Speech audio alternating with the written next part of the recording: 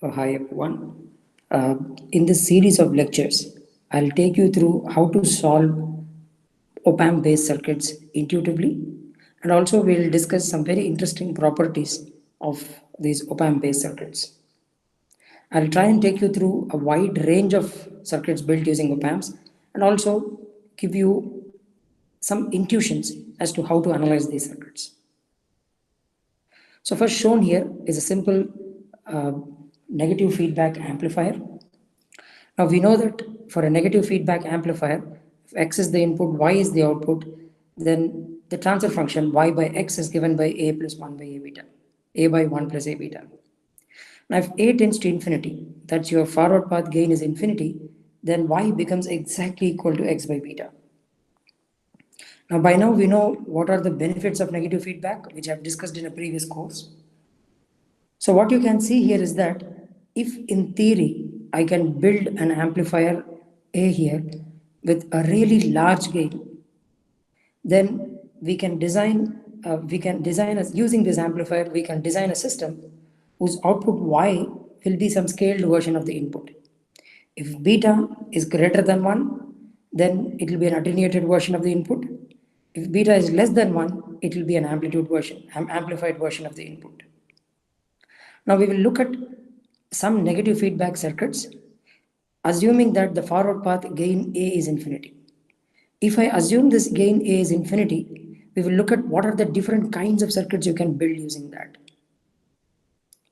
So first, I'm going to take the same negative feedback circuit.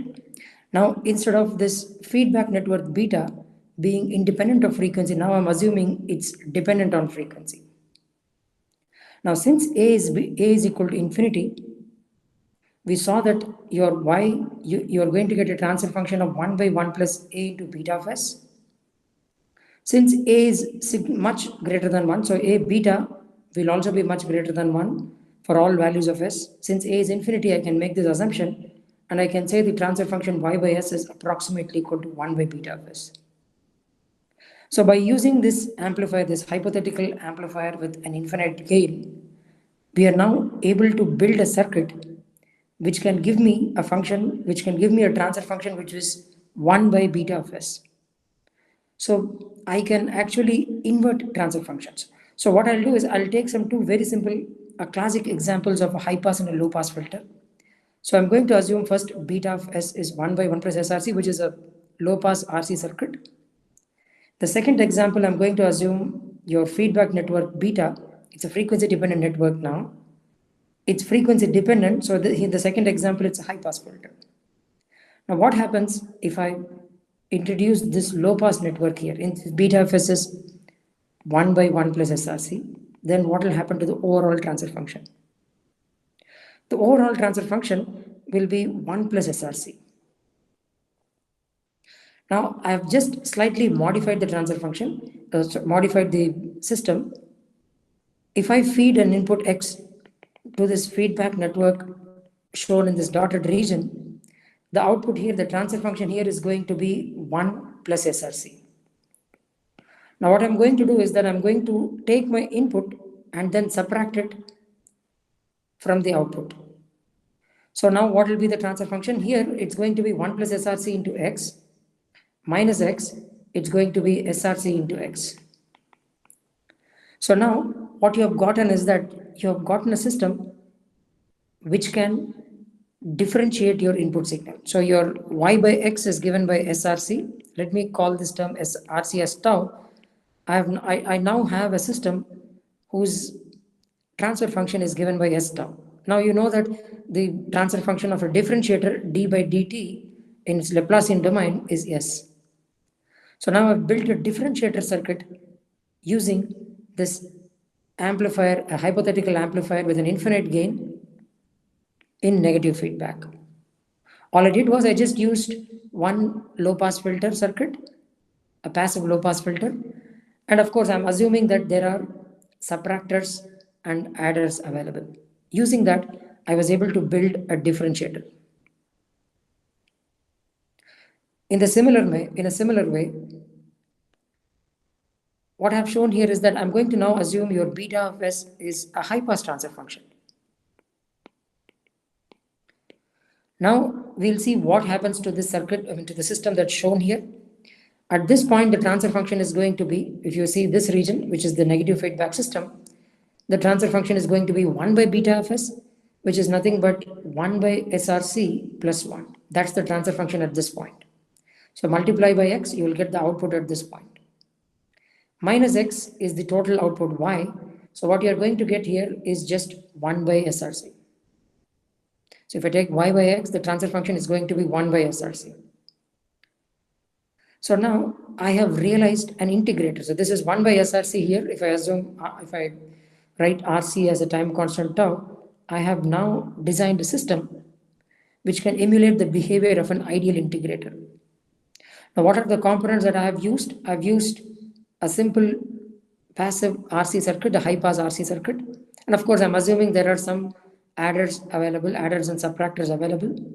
Most importantly, I'm assuming that you have an amplifier with infinite gain.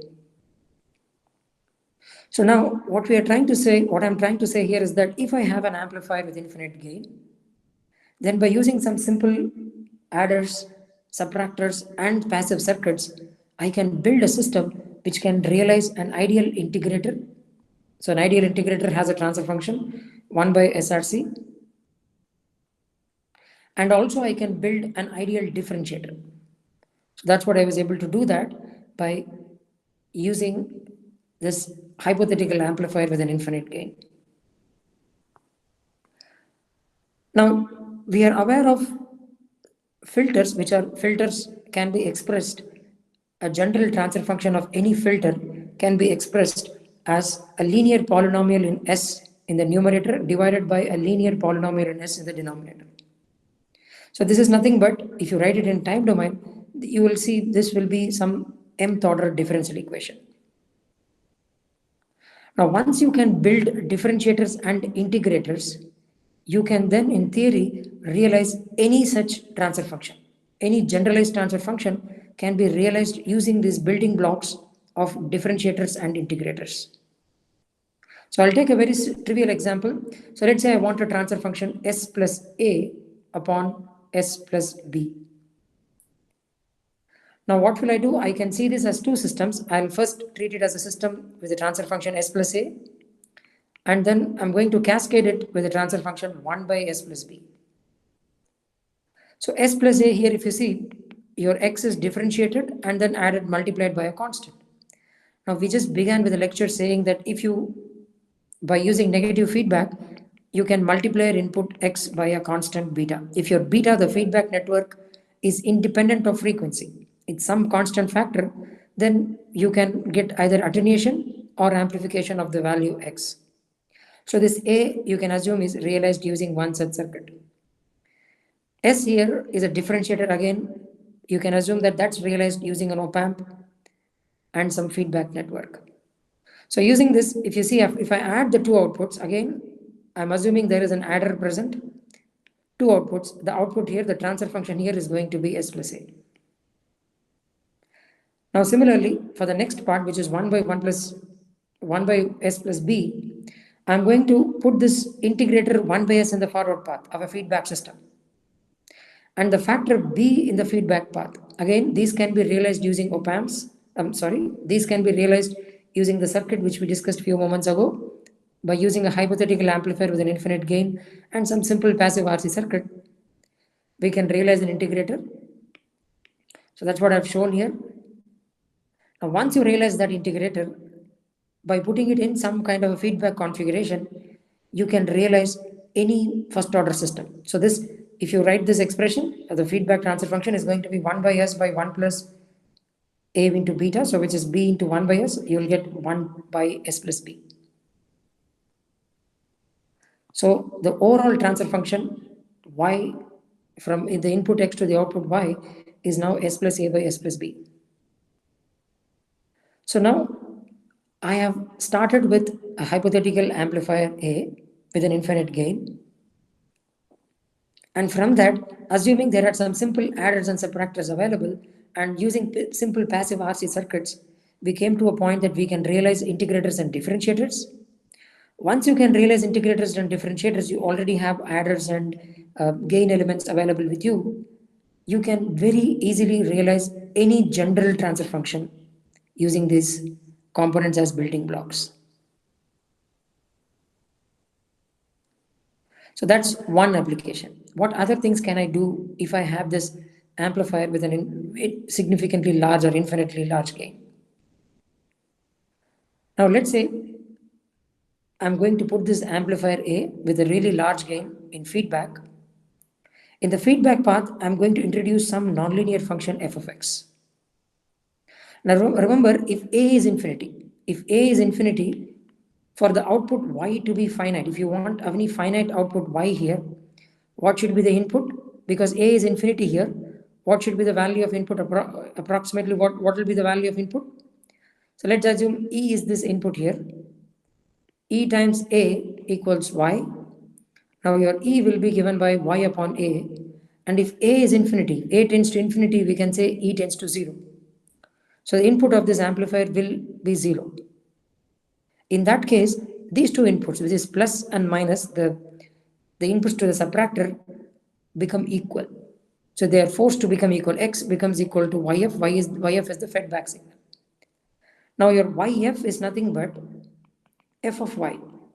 Because y is passed through a nonlinear function, you're going to get YF, which is f of y.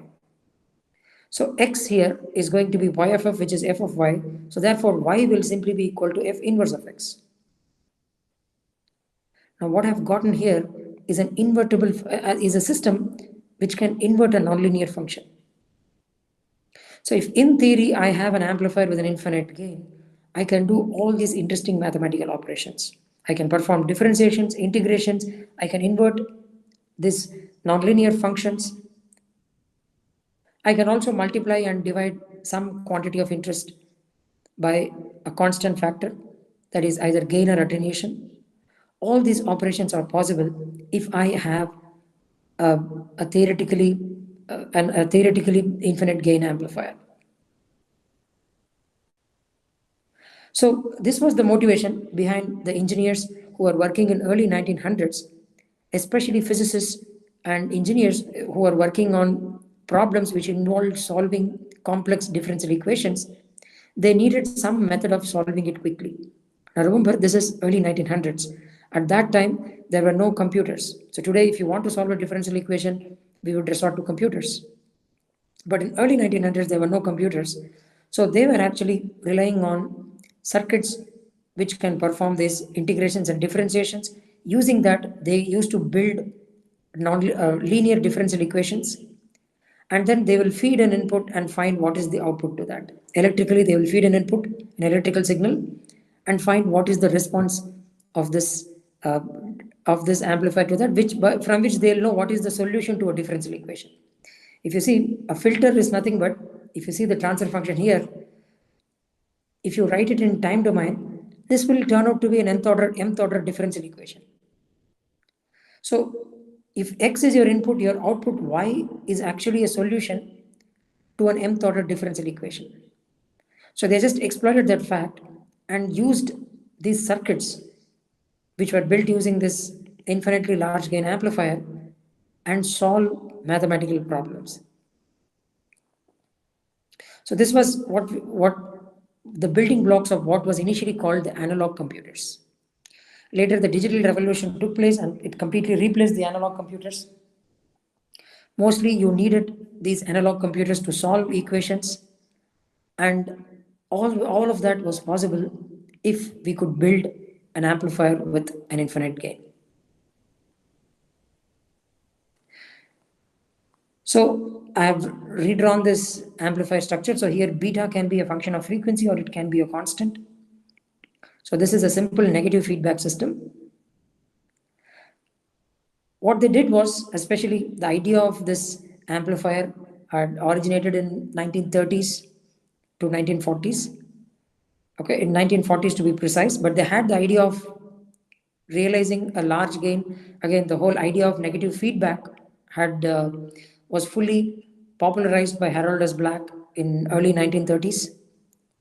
After that, what they did was, if we can build an amplifier, not just a single-ended amplifier, but let's combine this subtraction operation as well into this amplifier, and call it as a simple as a three terminal device, the output voltage, which is a single terminal, which is a single node, I mean, of course, the node is referred to some ground, single node, the output voltage V naught will be a gain times the difference between two node voltages. So this is an amplifier which is going to amplify the difference between two node voltages. If I can build an amplifier like this, a hypothetical amplifier with an exceedingly large gain, which can amplify the difference between the two voltages, I can then substitute this amplifier in place of the subtractor and this gain A. And we saw what are the different mathematical operations that we can realize if we can theoretically build an amplifier with an exceedingly large gain. So this amplifier is what we call the operational amplifier. Okay, so using an operational amplifier, what I've just shown is you can do many interesting mathematical operations. You can perform additions, subtractions, differentiations, integrations. You can amplify a signal and attenuate a signal, or you can configure it into an nth order differential equation, which was one of the main motivations for engineers who are building these analog computers to come up with this idea of operational amplifier. Okay, so what we will do in the next, probably in the upcoming lectures on these discussions on operational amplifiers, is that we'll try to analyze the circuits which use these operational amplifiers intuitively. We'll look at a wide range of circuits where these op-amps are being used, or were used, are used, are were used and are still being in use, okay, for nearly a century, for nearly more than 60, 70 years now. The op-amps has been in applications, used in different applications. We will analyze a wide range of op-amp circuits, and also mainly we will look at how to analyze them intuitively. So just to finish this lecture, I'll just give some two very simple passive circuits, because I said that using this hypothetical amplifier, we can build ideal differentiators and integrators. We can also build ideal integrators and differentiators without using these amplifiers, but using some other circuit elements. So I'll give you some two very simple problems, very simple circuits, which will realize this ideal integrators. So let's say we have a negative resistance available. So the Vi is the input, V naught is the output. Now we'll try to find the transfer function for this circuit. Of course, we can write mathematically what is the expression for this circuit. So this impedance, a parallel RC circuit, will reduce to minus of R by 1 minus SRC. You can immediately calculate it mathematically. So the transfer function is going to be, it's a simple voltage division between this resistor and this impedance. So it's going to be minus R by 1 minus SRC divided by R minus R by 1 minus SRC. So you reduce it after some very simple manipulations, you will get this expression as 1 by SRC. So what I've shown here is that I've shown a very simple circuit which can realize an ideal integrated transfer function without resorting to this amplifier. But what I've done here is that I've assumed I have a negative resistance available to me. So this is an active element here. Okay, so this is an active element. So it's a negative resistance, so which means it's an active element. And we will see at a later point in this series of lectures that you can actually realize negative resistors also using these op-amp based circuits. The other circuit that we are going to discuss is, can we build a differentiator using a negative resistor? If let's say we had negative resistor available to us with us, so in that case, can we build a differentiator? So I've just shown you how to build an integrator. So if I apply a voltage Vi here, V naught, the transfer function for this circuit is going to be this impedance R divided by R plus 1 by SC minus R. So you will get SRC. So using this negative resistor, I've shown you another circuit where you can realize a differentiation operation. So this is just to tell you that you can do that even without using an op-amp. There are methods of doing that, but it involves extra active elements. Op-amps come with other advantage. You can do additions and subtractions, which we will see at a later stage in a much easier fashion. We will also look at the other advantages of this invertibility. You can you can also see this some additional interesting circuits that we will build using this idea where if you have a op-amp available to you, you can actually invert mathematical functions. Okay, this idea will be used at a later stage to build what we will discuss very soon as multipliers.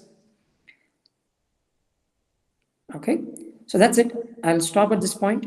In the upcoming lectures, we'll take up different applications of these op-amp circuits and discuss them.